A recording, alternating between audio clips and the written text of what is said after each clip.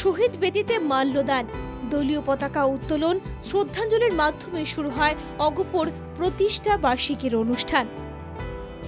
মঙ্গলবার সকালে আমবাড়িতে শহীদ তর্পণের অনুষ্ঠানে উপস্থিত ছিলেন দুই মন্ত্রী অতুল বরা, কেশব মহন্ত ছাড়াও দলের বেশ কয়েকজন বিধায়ক সাংসদ।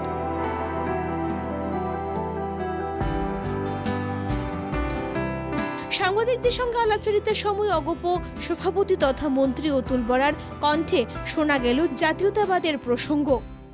40টা বৰ্ষ পাৰ হৈ অসম গণ পৰিষদে 41 বৰ্ষত আজি ভৰি দিছে। এই গৌৰৱোজ্জ্বল মুহূৰ্তত মই দলৰ প্ৰতিজন কৰ্মকৰ্তাক অভিনন্দন যাচিছোঁ।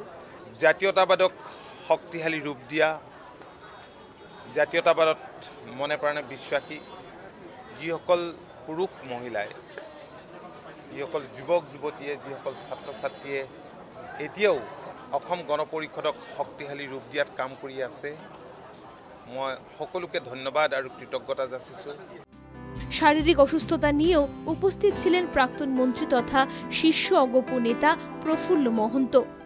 যে ৰাইজৰ সহযোগত আৰু দলটোৰ আশীৰ্বাদত অধিক শক্তিশালী হৈ উঠিব আৰু আগন্তুক দিনবিলাকত অসমৰ জনসাধাৰণৰ হৈ মাত মতাৰ সুবিধা পাব।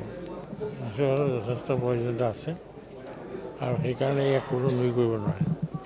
আৰু আজি অসমত আশীৰ্বাদত চৰকাৰ নাথাকিলেও দলটোৱে সেই কাম কৰি আহিছে আৰু ভৱিষ্যতেও কৰি যাব। অগপর 41তম প্রতিষ্ঠা বার্ষিকী উপলক্ষে সমাজ মাধ্যমে শুভেচ্ছা জানিয়েছেন মুখ্যমন্ত্রী ডক্টর হিমন্ত বিশ্ব শর্মা।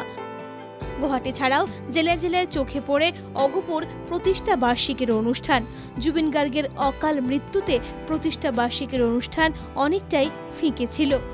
শহীদ তর্পণের পাশাপাশি জুবিন গার্গকেও এদিন শ্রদ্ধাঞ্জলি অর্পণ করেন অগপ নেতারা। Bureau report, NKTV Bangla.